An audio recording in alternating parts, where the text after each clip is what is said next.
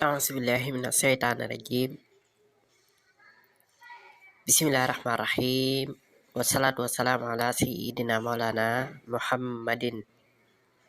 خاتم النبيين وإمام المرسلين حسبنا الله ونعم الوكيل إنما الأعمال بالنيات وإنما لكل امرئ ما نوى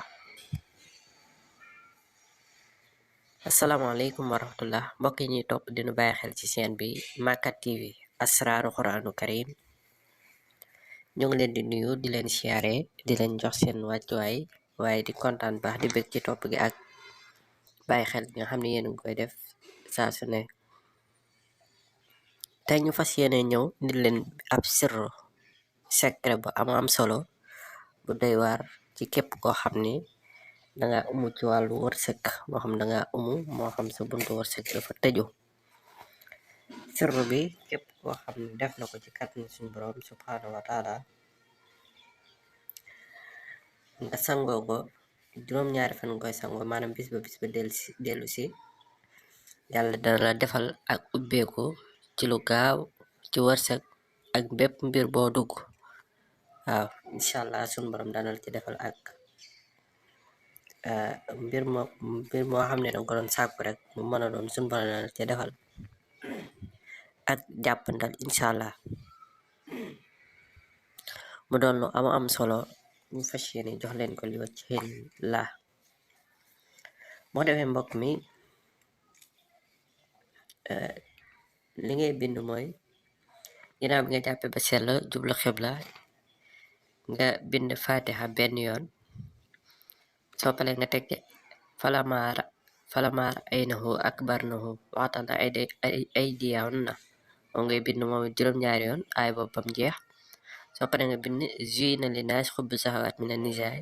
moom it juróom-ñaari yoon soo paree nga bind zuyina lasina kafaru ilaa bi xayri xisaabin moom it juróom-ñaari yoon soo paree nga bind wa al xaytu alayka mahabatu minni juróom-ñaari yoon soo paree nga bind nasru minallahi wa fathu xaribun wa basiril muminin moom it juróom-ñaari yoon ak alam nasrah laka sadraka waaye boobu ni nga koy bindee dangay def aay bu ne nga dugal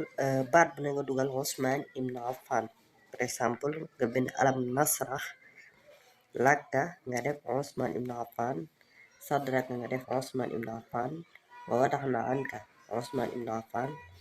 wisraka Ousmane Ibn Affan allati anqada sahraka Ousmane Ibn Affan wa rafana laka Ousmane Ibn Affan zikraka Ousmane Ibn Affan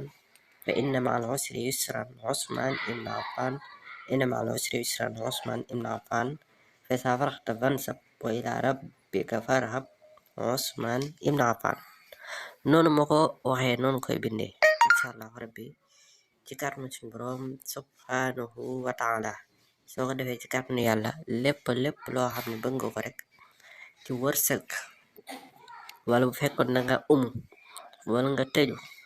wërsëg dana la yomb lépp looy lijjante ak lépp looy dugg suñu borom da cay def ak jàppandal ba yow sax daf lay jaaxal dag naa man lépp lu may lijjante daal moom mbir moom day gaaw a lijjante ko lool te fekk na liggéey bu am solo bi nga def moo ko waral bu ko defee mbokk mi soo paree ci mbind mi dangay dem ci jaayatu garab yi wala fi nga wut juróom-ñaari taxaar yi timit maanaam mooy biriwel ngeen nga wut juróom-ñaari taxaar nga def ko ci saafara si nga sangoo ko bis ba dellu si ci kàttanu suñu borom lépp loo bëgg ci ubbeeku ci wërsëg bu fekkee woon dangaa umu googu daa dañ fekkoon dangaa tëju gi di nga tijjee ko